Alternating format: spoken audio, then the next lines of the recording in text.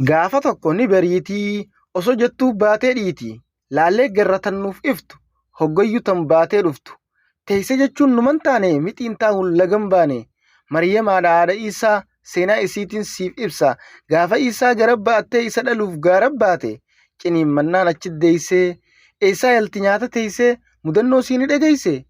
Ni jedheen gaarabbiin guddaan halqaan uumaa mootii hundaa lolitti mira hundee isaa midhaan qabu siif harcaasa. Irraa nyaattee beela baata mallattoodhanuuf barnoota. Baradhurraa lafaa ka'ii hojjedhuu deemii laffa'i. Galma yaaddee dhiyoo geessa humna qabdaa maaliif teessa?